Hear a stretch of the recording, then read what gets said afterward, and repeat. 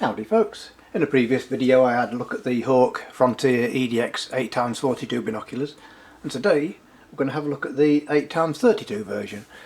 And these, obviously much more compact size, come in at just 540 grams. So first of all we'll just have a look at the construction and the handling. These, they feel very solid despite the light weight, and as per all the EDX models, not only are they waterproof, they will operate in temperatures from -15 to +55. So whether you go to Africa or up to Norway in the depth of winter, these will remain fully operational for extremes of temperature. They do have a very nice, as per the 42mm version, very grippy surface there, almost tacky. And that really does aid grip. The focuser is silky smooth, and usually just one finger operation, and from close focus to infinity it's around about 1 meter full turn. Now I will come on to the close focus in a short while, but moving on to these eye cups, these are twist out type with 1-2 settings there that may stay nicely in position once set. And the eye relief is quoted as 16mm, and I found that is plenty to get the full field of view with glasses on. The diopter adjustment also very easy to use even with the eye cups twisted down. And onto the close focus. These are actually quoted as 2.5 meters, but when I tested this particular model, I could focus down to 1.7 meters. And a little trick, that if you want to use them as a monocular, basically cover the left eye and focus using diopter adjustment with the right eye only, and doing that you can actually focus down to about 1.4 meters using it as an ad hoc monocular, just remembering to put the diopter setting back to where it was so you don't annoy your friends when you hand it back.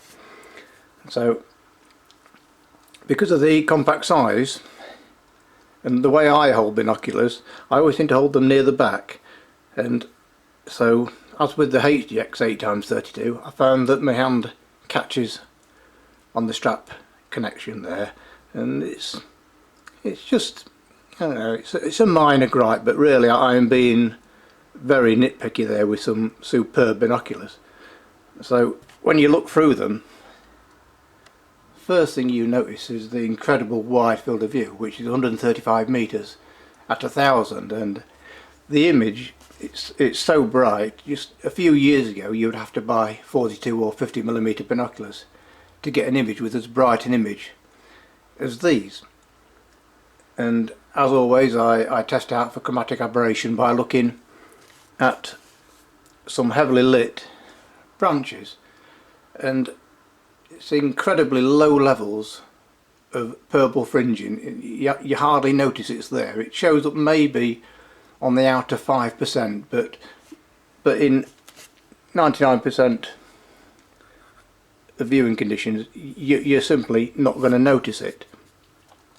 And one thing I found with these was you can use them for an awful long time without a break, and you get no eye strain whatsoever. I found that very, very good if you're out in a bird hide or wherever you go looking at wildlife and you want to keep something in the view for a long time. As soon as you take your eyes away from it, you don't get any of that strain where your eyes have to just adjust for a couple of seconds to get back to where there was. So that is very advantageous with these.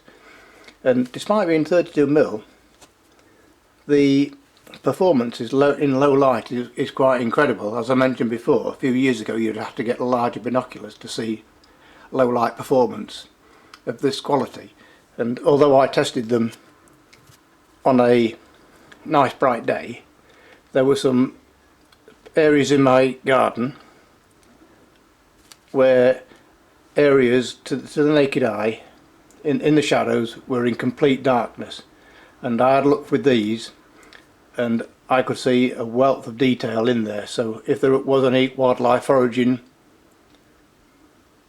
in the darkness, in all lighting conditions, you can pick it out incredibly well here. So these are dielectric coated prisms and fully multi-coated ED glass. And if you want the full specifications and a link to purchase, that can be seen in the link below. And just backtracking slightly, I was on about the twist eye cups. One neat little thing with these, the same as the 42mm version, you can just see there they're slightly tapered eye cups, and that makes it very easy to put on and remove the eye cups. But even though it's slightly tapered, as the eye cups are, they still don't fall off. So I'm very impressed with that. So they do come off very easily, and why more brands don't do that, I don't know. And as per with the 42mm binoculars, you get one of the nicest cases you can have. These are like semi-soft or semi-hard case, depending on how you want to describe it, with a magnetic shutter. So there we have it, folks. That's the Hawke ED X 8x32 binoculars. So thank you very much for watching. As always, please check out the links in the description below.